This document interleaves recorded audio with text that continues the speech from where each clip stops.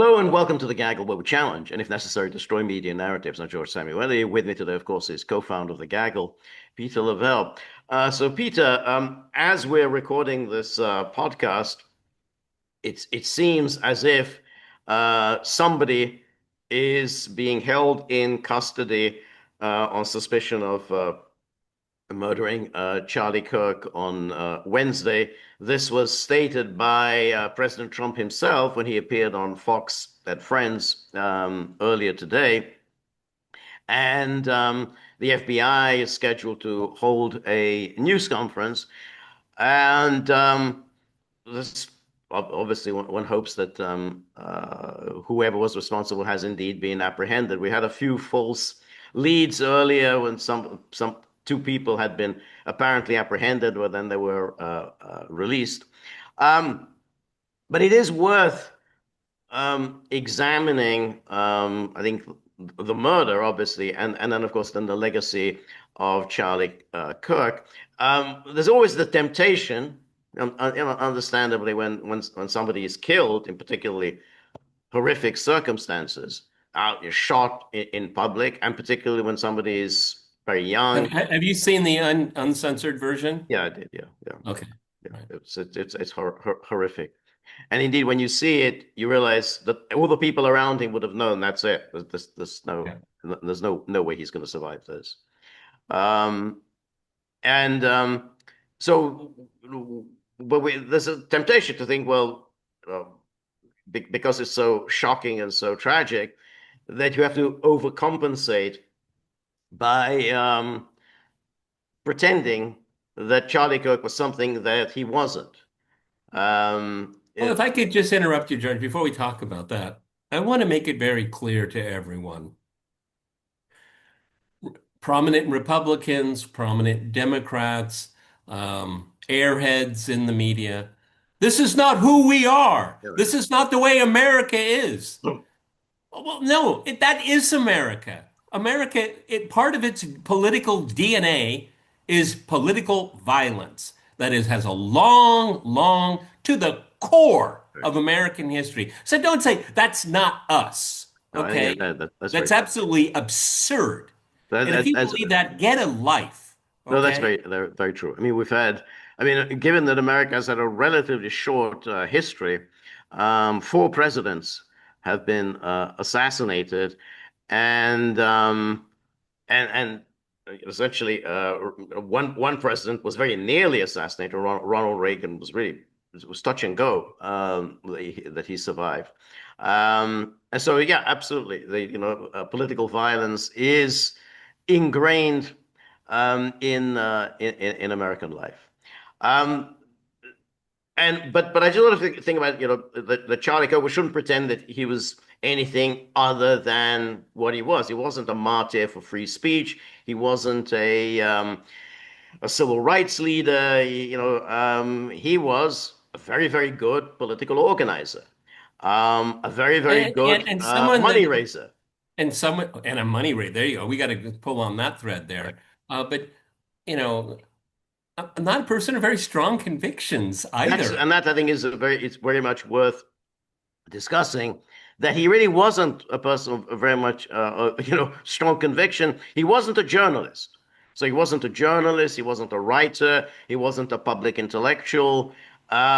He was He was a self-promoter. he was a self-promoter, a Republican apparatchik. That which is what he was. He was when he did these. Oh, he engages in debate. Well, what he was doing, he was going from university campus to university campus, recruiting people for the Republican Party, signing them up to do party political work for upcoming elections. That's what he was doing. He goes to university And and people eventually, sign up, and then whoever signs up, he tells them, now sign up two people yourself. So that was what he did. for an eventual run for the Yes, presidency. no question. I mean, he had that. He was young. He was good looking, very Well personable, spoken, very well, well exactly, very spoken. personable, likable. Lovely young family. No question, he was destined for great things. But the corollary of that is, as you said, he had no great strong feelings. If you ever listen to his podcasts, what did he say in those podcasts? Well, he's a wobbler, but go He was ahead. a wobbler, but basically he was raising money all the time. Is all everything he was doing, raising money, raising money. Hey, you guys, why don't you sign up for this? You guys, sign up for that. You guys, you do this, and we're going to send you a free hat and everything. That's all it was. You listen to this for half an hour, and you think this is an infomercial. This isn't any kind of a political show. It's an infomercial. And that's what he did. I mean, those things that he organized, those Turning Points USA conferences, that took a lot of organizing. I mean, for a young man to be able to pull those things off, you have to say, well, that's pretty good. I mean, He started when he was 18. exactly, No, exactly. he had help. He had definitely had some very powerful benefactors with money and all that. Nonetheless, a tall, good-looking 18-year-old, Right, as waspy as it gets. right, Okay, and when he died this week, tragically, he was standing above an empire. right. Yeah, exactly. But the remarkable thing about those events is that he got pretty much everybody who's anybody in MAGA, the Republican Party, they all showed up for those Turning Points USA events. So it was by no means, oh, only Trumpians are welcome. He would get Ted Cruz in there. He had Lindsey Graham. They would all be showing up. It was all a big schmooze fest. And that was the whole point. Everybody shows up, everybody gives a speech, and they all have cocktails and whatever there. That's what he did. Now, okay, that's fine. He obviously made a lot of money doing that. He gets a lot of donations to organize something like that. Um, but that doesn't make him any kind of a public intellectual or any kind of a major Or kind a of a mo public figure. I'm sorry, and not a moral messiah either. Okay. Exactly. And I think this gets to the issues that the more serious kind of criticism one can make about him is that he plays a particular role within the Republican Party, which is, he's there suggesting that he's MAGA, and so on. But when push comes to shove, he Yep. gets MAGA to sign on to doing something that is antithetical to what MAGA is supposed to stand for. He was a sheep herder. Exactly. And and there he's kind of similar to the role played by Jack Posobiec and Steve Bannon, which means that they, day and night they talk about MAGA this, MAGA that, Yeah, America first. but the most important difference is he had he was building an organization. He was Yeah, building a political machine. it was Steve Bannon can yap all he wants. right, Okay, right. and how do you pronounce the guy's name? Jack Posobiec? Posobiec, Same thing. Yap all you want. right, right. Meanwhile, Yeah, he has Charlie Kirk is yeah, like Stalin in the the 1920s, building an organization. exactly. Okay. They're building this organization. But the role they had is to get them to support policies that it is absolutely antithetical to MAGA. And we saw the That's right. example The of this. Republican Party on the one hand, which Charlie Kirk was the young vanguard, the Republican Party, and so what he was doing is taking swaths of MAGA. It wasn't Charlie Kirk didn't become what he was because of MAGA. No, not at all. Okay, and Charlie Kirk was very astute. Look at who's running the Republican Party and the Democratic Party. They're 20, 25 years older than George and I. Okay. Right, Okay. right, right, And so he knew there's going to be this generational shift. And I'm sure that, Charlie Kirk was basically looking at the trajectory of the current vice president. Okay. Young, attractive, young family and all of that. And now he has an organization. So I think he was very not cynical, but he was crafty. He was cunning. yeah, he was, that's what it is. He's an apparatchik. That's basically what he was, a very good apparatchik. And he, by doing this, by creating this organization, and then raising his profile by being on Fox News and then having the show on Real America's Voice, he suddenly became a national figure. Otherwise, he would have been just, oh, yet another Republican student organizer. Oh, yeah, yeah, he's in the business of recruiting young students for the Republican Party. But quickly, he became much more than that.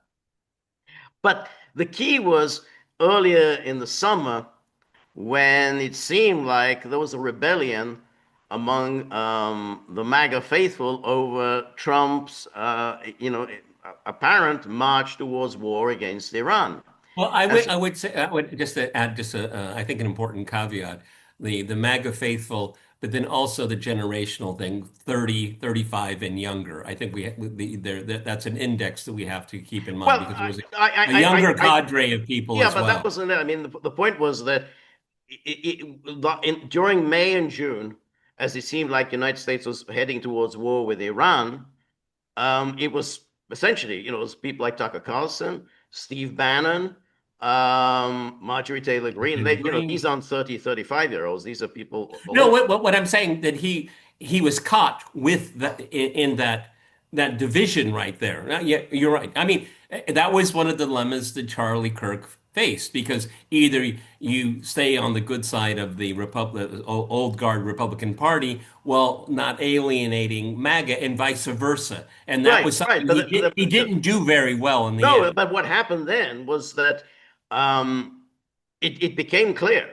Tucker Carlson, Jack Posobiec, Steve Bannon, Marjorie Taylor Greene, and they all made clear, and with Charlie Kirk, we are not going to tolerate going to war against Iran. It became quite unequivocal, and Tucker Carlson started launching these attacks on Mark Levin, as did Steve Bannon, and it seemed like, well, there's a real rift building up here. And then when Israel attacked Iran, and then Trump joined in with this attack, suddenly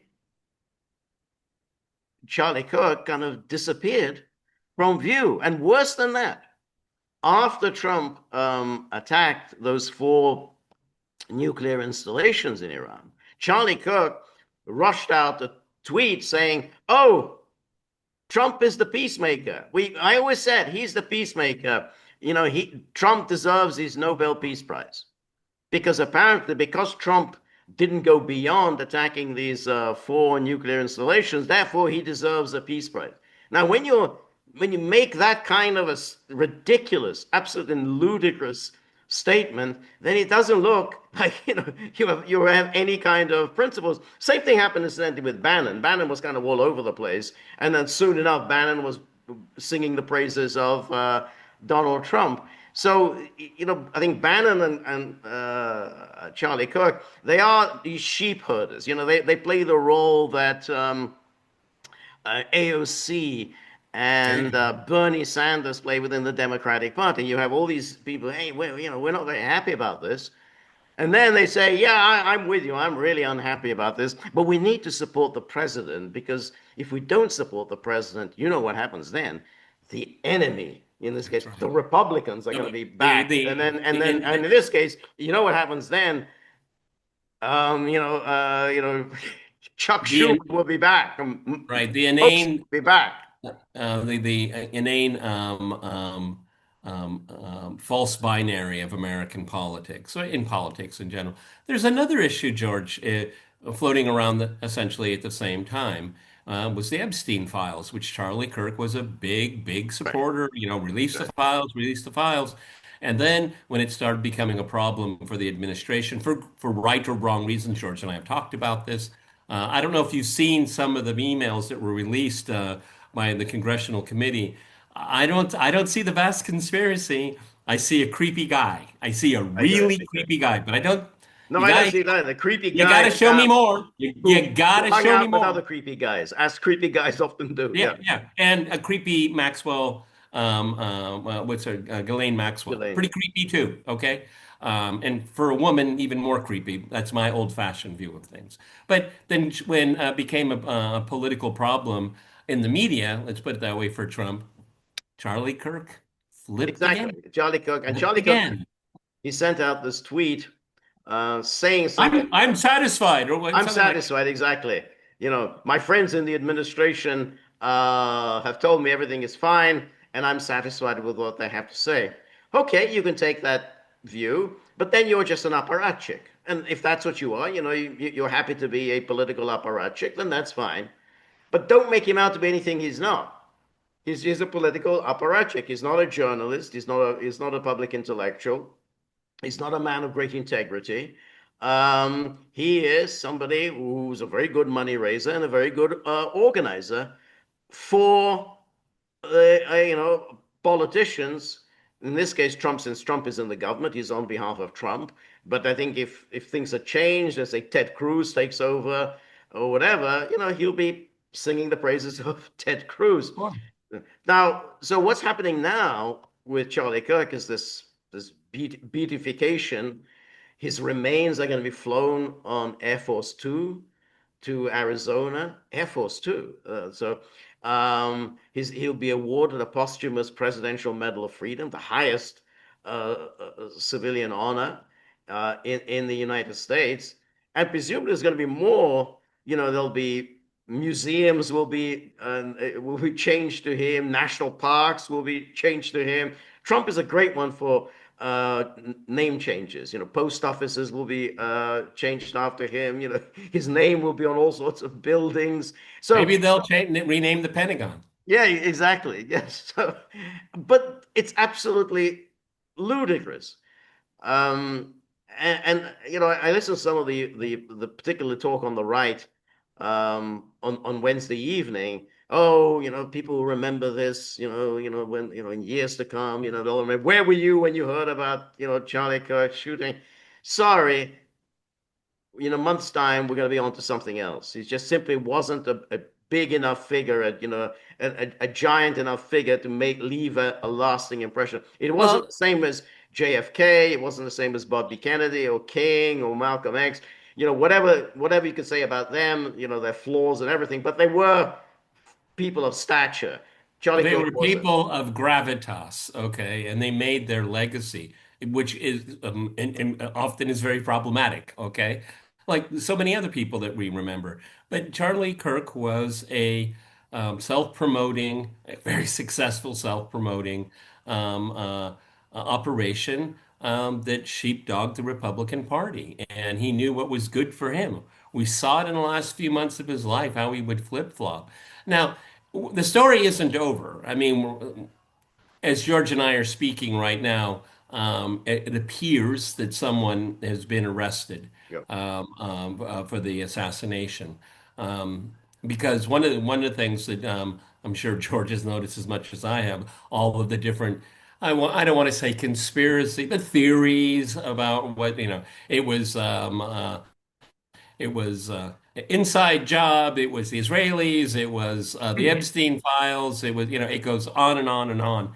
You know, it shows the growing immaturity of political thinking in the United States. Why don't we get the guy first and ask him why he did it? Okay, and maybe go from there, everyone.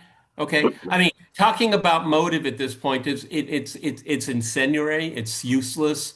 Um, Catch the guy, get the story, find out, I mean, they found the gun. Okay, all right. So we have something to work from. We all saw the images and all of that. I don't really want to go down that path. It's useless to do it. Let's just find out. Do they have an explanation for what happened? Who was this guy? That's the beginning. Blaming this person or that organization, it's just so immature and it's so unnecessary. Right, no, but that of course always happens, and the problem that arises is that it all depends on whose ox is being gored. So if it looks on the face of it that a figure on the left has been subjected to violence, or on the contrary, it looks like the violence was perpetrated by somebody one can ascribe to the right, then right away CNN, MSNBC are saying Trump and his followers are to blame. They created this murderous atmosphere. They created Or how they're going to take it, how they're going to take advantage of it right. Well, also. that's it. So that's why when you had the killings, was it Dylan Roof? Dylan Roof in that church. I think it was South Carolina.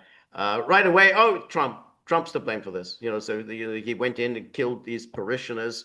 Or there was the killings in the synagogue, and I think Pittsburgh. That was 2018. Oh, Trump, he's to blame for this.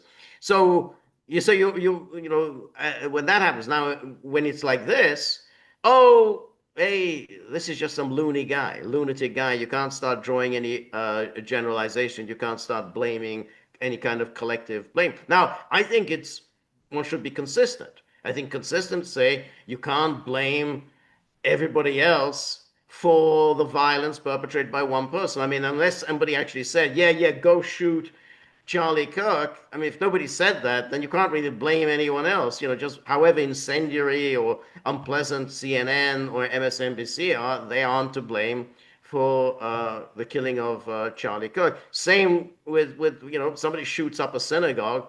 What's that got to do with Trump? What's that got to do with any of Trump followers? But that problem is that each time these things happen, so one side says, "Hey, we got to calm things down. No more of this kind of collective guilt." And then when it goes to the other side, oh yeah, obviously, they're responsible for this.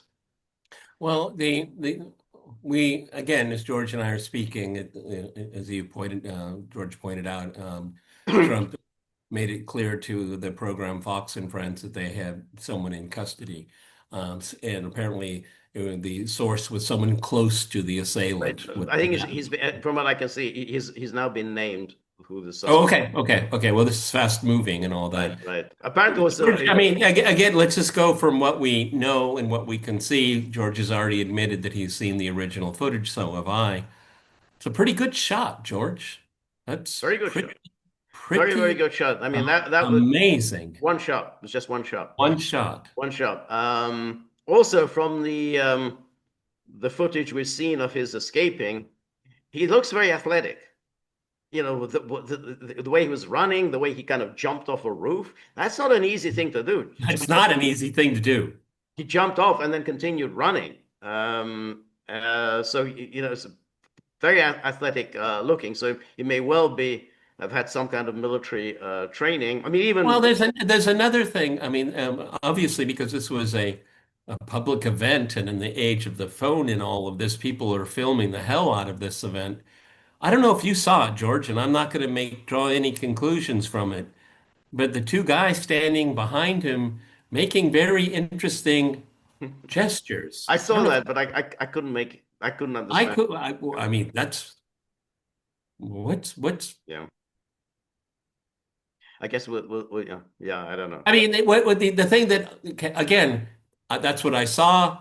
I'm trying to process it, but the first thing that came into my mind when I saw that, because I watched it about 3 or 4 times, because I don't know what the kind of behavior is, but the first thing that came into my mind is that what do you if for some reason and under some circumstances these two individuals were involved, you're standing in front of a gun. But that's the point. That is that's pretty amazing. But that's kind of why I dismissed that. I discounted that because That's a the wow. guy who was doing the shooting, he's about 200 feet away. Chances are you're standing there. Well, There's a when you're good in a chance you're going to get scope, hit. when you're looking through a scope, Yeah, absolutely. just a centimeter, that's like a Right. foot. Yeah, exactly. I mean, remember, when Trump was Trump was shot at Butler, Pennsylvania. The person standing behind him, he got killed. So Yeah. yeah, absolutely. If you're right there, the chances of your getting hit are very high.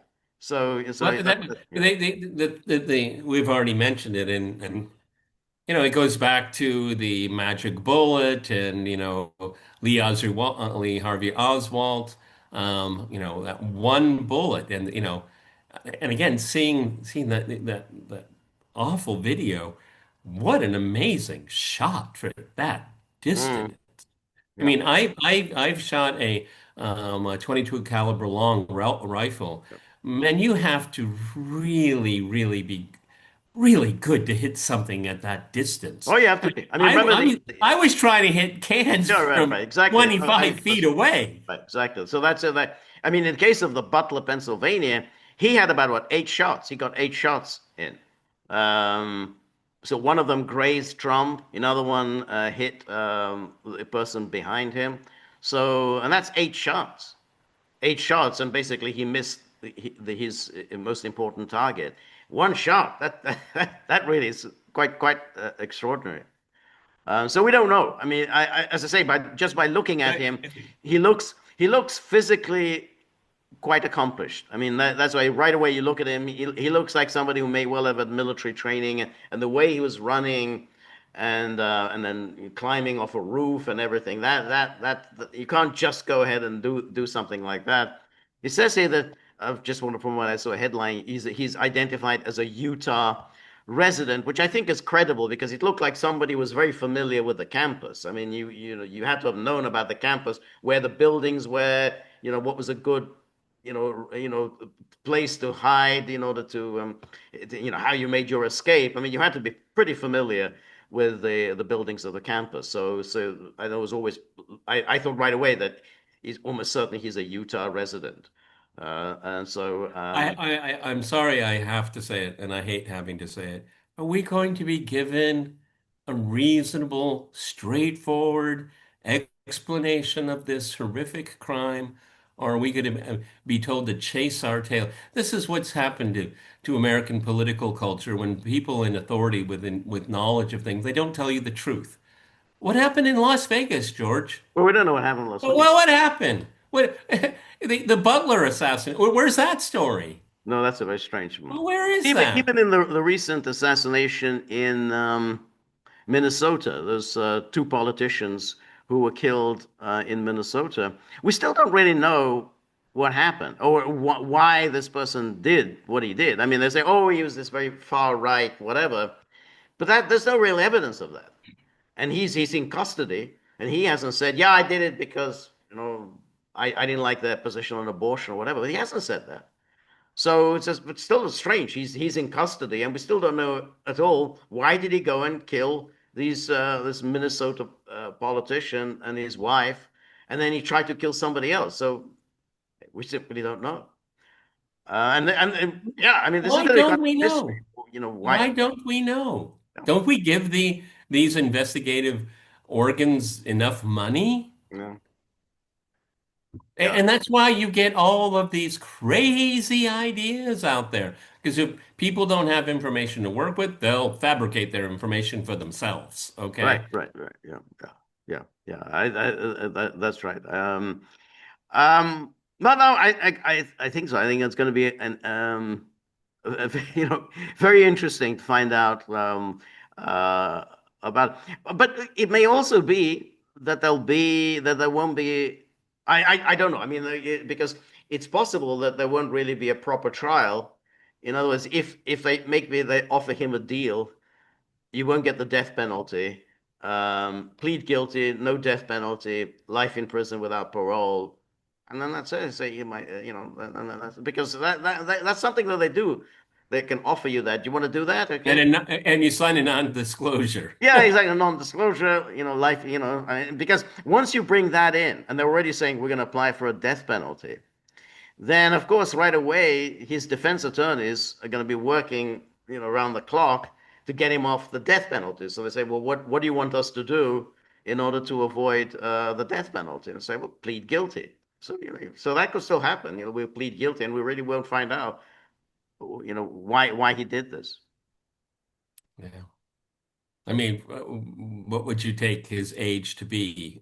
He looked young, to be Mid honest. 30s? That's why I thought probably he was somebody who had been a student at this campus, probably relatively recently.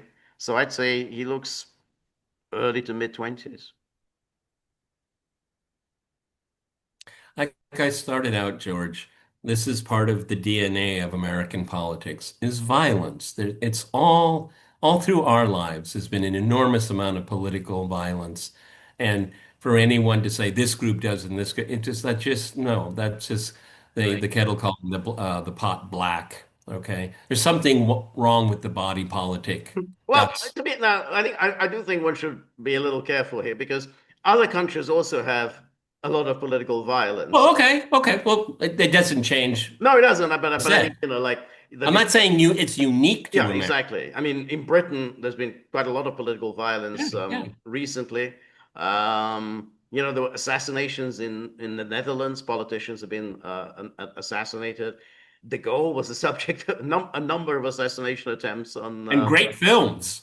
great films, exactly. And and then of course Germany has been, which of course has been very solid, more or less. So there have been assassination attempts even since 1945. There have been attempts at assassinating German politicians.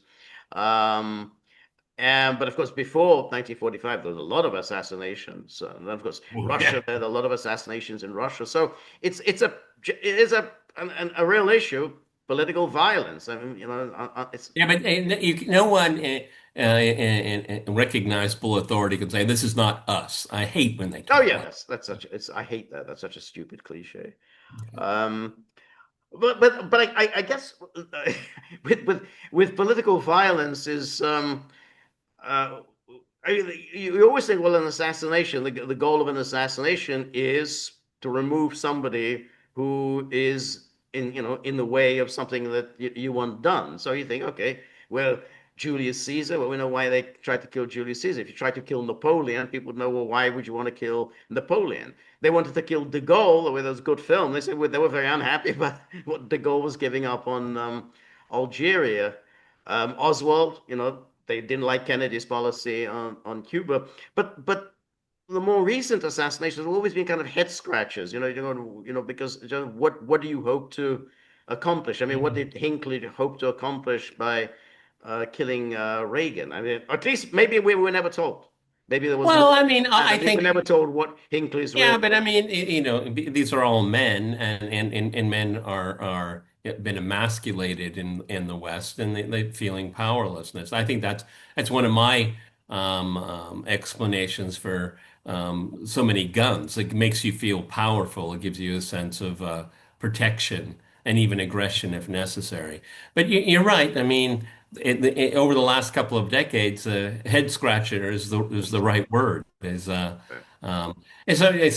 there's this an infinite number of lone wolves out there, just kind of nutty people. Like there are a lot of nutty people, Well, there are okay? none of And there's certainly a lot of very, very angry people. There are no, yeah, no question. I think there are nutty people, angry people, very unhappy people, um, and they do so. But this, I mean, that's the explains the sort of the random shootings, in shopping malls and so on. But I mean, these random killings. I mean, you have a lot of that in Germany, they don't use guns, they use something else. They use knives, you stab Yeah, a and it's the people that are victims of that political violence seem to be on the conservative side, at right. least for Yeah, the time being. yeah, that's right. Or I mean, Very weird, if you want, very. you can always find a lethal weapon. You don't need a gun. I mean, you wield an axe. Chances are you're going to be. Yeah, I mean, before the invention of the rifles, people were still Yeah, assassinating. exactly. That's not no. It's a gun is not a condition of that. Um, but I guess we'll see what happens in this case. It's an odd on the face of it. It's kind of I think Charlie Kirk did seem like an odd target if what you're doing is political. If that you really want to hit Trump, it's still odd to go after Charlie Kirk. I mean, I don't know. I mean, there would have been somebody more logical that one could go after than Charlie Kirk. I could see somebody wanted to kill Steve Bannon because Bannon is supposed to be the sort of the brains behind Trump. But I don't get exactly why go after him, but who knows?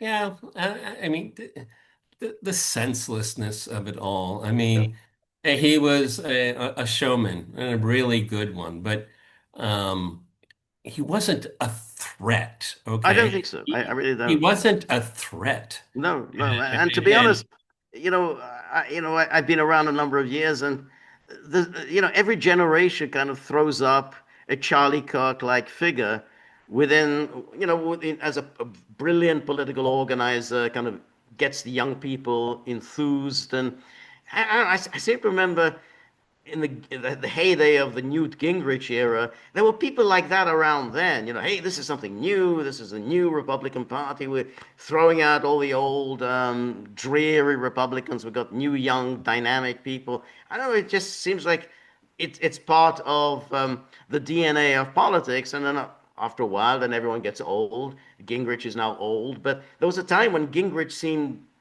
young and exciting, and the people around Gingrich seemed young and exciting. So it's so young and exciting that Saturday Night Live had one of the greatest skits ever about him. Okay. I don't know. I just feel very distraught. I mean, I didn't like Charlie Cook. He was Kirk. He was a snake oil salesman for mm, me. Okay, very much so. But as we've said in this video, I admired his skill, his aptitude, his ability to adapt. Okay, it is politics after right, all. no, no, Okay, I think we're not talking about the priesthood or yeah, yeah, something. no, Okay? doing all of what he did at such a young age, that you have to admire that. That's hey, to be able to pull these things off, holding these massive conferences and get just about anybody who was anybody within Republican Party, conservative politics, get them to show up and to speak, and that's a lot of it takes a lot of skill and organization to do those things. So and for somebody that so young to be able to pull that off and making a very good living, then you say, okay, you have to admire that. But that doesn't mean you have to, make him out to be some kind of a saint or martyr, a major public intellectual, major public figure. He wasn't any of that. Being any of those doesn't make you can't even, nor should we ever expect them to reach the level of martyrdom because there's so much compromise you have to Yeah, do, yeah, okay? yeah, yeah. Intellectual and moral. But I'm sorry you're gone, Charlie Kirk. No one should have to die No, that way. no, exactly.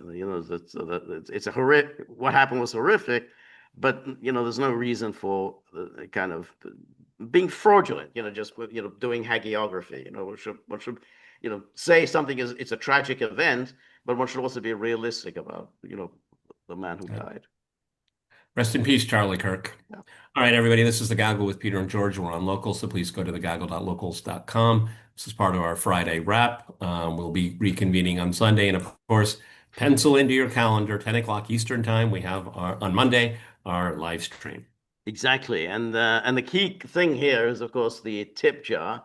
And Buddy says, "Oh, I was wondering when that subject would come up. I'm terribly sorry to He was sitting on disturb." my lap the Yeah, whole yeah, time. I'm really sorry to bring up these awkward subjects. Pardon me. He's very sarcastic like that. So, if you have any money lying around, what wads of $100 bills not doing anything useful, into the tip jar, whatever, gold, coins, crypto, anything, just straight into the tip jar, no messing around. We're very grateful for all of your help, friendship, and support. The more you're able to donate, the more of these videos we can make, the more we can improve on the technology. And above all, we won't have to put up with Buddy's sarcasm anymore. So remember, if you like the gaggle, please like, share, and subscribe. See you soon.